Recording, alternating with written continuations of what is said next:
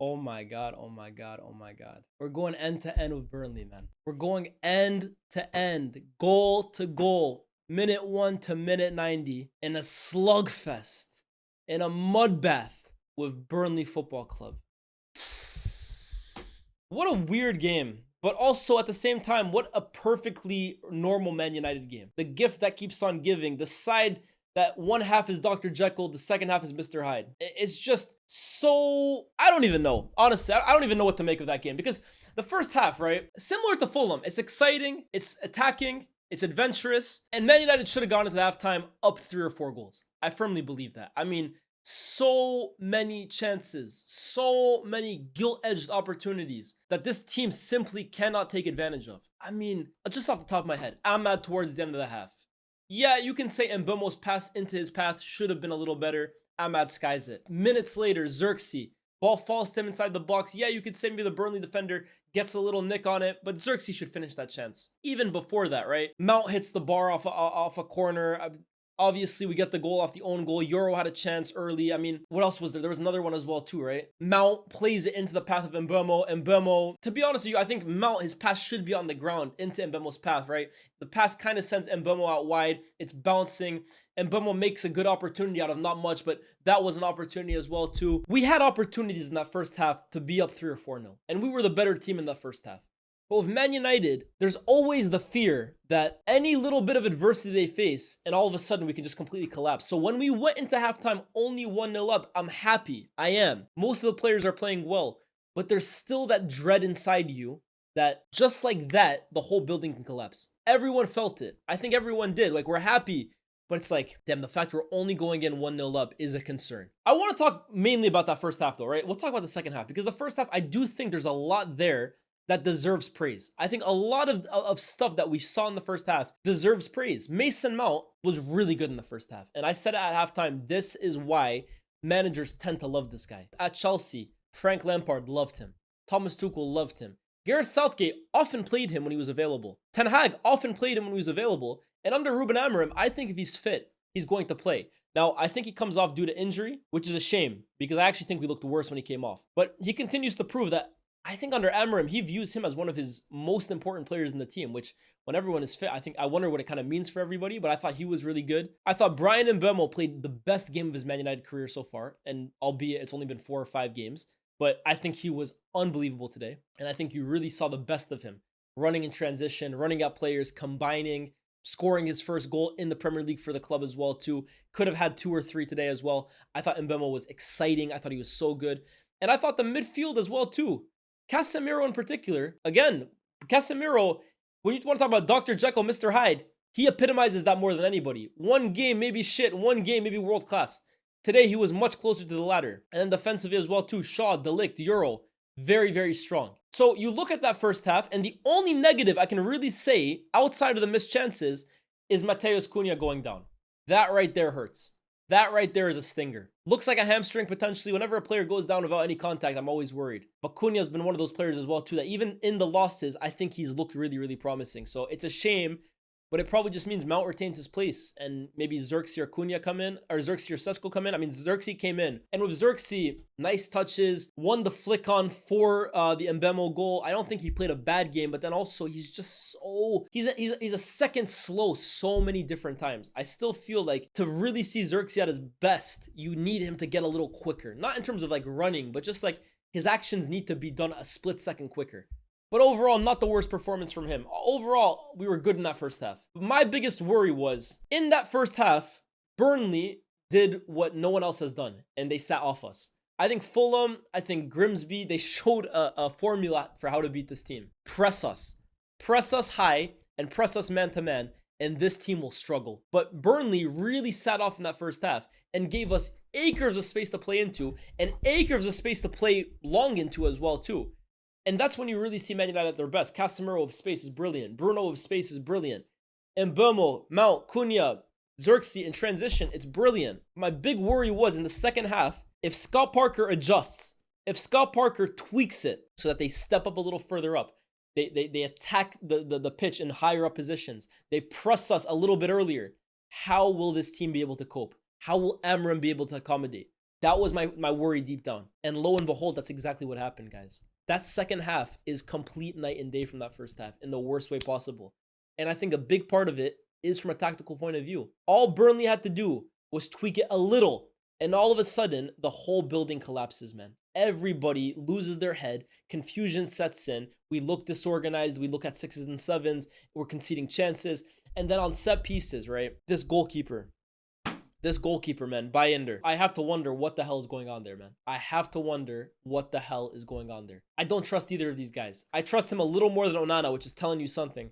But Bayindir has no control, no command of his penalty box. None. The defenders don't do great either on those goals, right? But Bayindir, whether it's him or Onana, they don't command their 6-yard box well enough. And against teams like Burnley, they are always going to punish you. You can talk about Vincent Kompany, Scott Parker. At their core, Burnley are still that team that want to make things physical. They want to make things tight. They want to put the ball in the air. They don't want to play on the ground. And that's exactly what they did in that second half. And all of a sudden, a game that was so comfortably in Man United's hands, in every single way, right? Not even just goals. We were dominating them. They couldn't get near us. All it took was one little tweak for Burnley to get back into the game. Just one. That's a concern for me, guys. It's a massive concern. 1-0 becomes 1-1. We immediately get a goal right off kickoff. Long ball from Bayindir. Xerxes flicks it on. Diallo gets it. Diallo plays it. Mbeumo, I really like how Mbeumo darts his run and then kind of holds off, receives it at the penalty box and taps it in for an open goal. I thought everyone did well for that goal. And you're thinking 2-1. Okay, get a third, get a fourth. End this game. Kill it. Don't let the other team get back into it. Lo and behold, Burnley, just like that, 2-2. This is my worry with Man United, right? And it's even despite the win at the end. Nothing we do looks easy. Nothing. And I'm sorry, when you're playing Burnley at home, this has to be a layup of a win. It has to be. It looked like it was on course to be for 45 minutes. But guys, I can already read the comments. How can you blame Amorim when he can't put the ball in the back of the net? I understand that. In the first half, I came out of it. The watch along is there. You can see the highlights. I literally said, I can't blame Amorim for this first half. But this is the problem with Man United. We play the game in moments. We play the game in halves and intervals. The game doesn't end after 45 minutes. We only scored 1. Okay, how do we now make sure we score more in the second half? How do we make sure we put Burnley out of the equation? So just because we played well in the first 45 minutes doesn't mean that anything we do now in the second, it doesn't matter because we played well in the first 45. That's the problem with Man United, man. Any team can get back into the game. Any team can find some kind of success against us. I'm happy. You can see that watch along. I celebrated like crazy when Bruno scores that penalty. Because at the end of the day, I'm never going to support my team losing a game. Even if I don't think Amorim is good enough. If you told me, oh, if we lose this game, Amorim gets sacked, I still want my team to win. So I celebrated like a madman when Bruno scored. But once the endorphins kind of fade off, once the adrenaline kind of fades, you look at it and you're like, wow. For 45 minutes, we just went toe-to-toe with Burnley Football Club at Old Trafford. And then it's like, how happy can you really be? I'm happy for the 3 points. I'm happy we won the game. Bro, I did not want to go 4 games into the season without a win. Forget about even Amorim. That's so toxic for everyone involved. I wanted to win this game, and I was ecstatic we did. But now that the emotions have faded, and you can kind of look at this game for what it is, I'm sorry, it's very, very suspect how easily Burnley found success against us in that second half. We should never, ever be going end-to-end with a team like this. Ever. And if we go end-to-end with a team like this, what's it going to look like when we play Chelsea in a few weeks' time? What's it going to look like when we go to the Etihad in a few weeks' time? If we look at the players that played today, De Ligt, Diallo, and Shaw, individually, I thought dealt with their matchups quite well. I thought they did. Ahmad, I thought in the first half was excellent. I really liked the chemistry between him and Mbeumo. Really good. And guys, there were some amazing one-touch, two-touch plays that resulted in goal-scoring opportunities today that I absolutely loved. And a lot of it came off the right. And I was actually saying, guys, it's funny watching Man United these days because for, I would say 6, 7, 8 years, everything used to come off the left. Whether that was because Rashford was out there or Martial was out there or Luke Shaw. Every one of our attacks came off the left-hand side, and the right was absolute barren. The first few games at Man United, though, it looks like our right side for the first time in years has been revived. And it's actually on the left that not much comes from. I know Diallo gets the assist, but bar that, guys, nothing came from the left.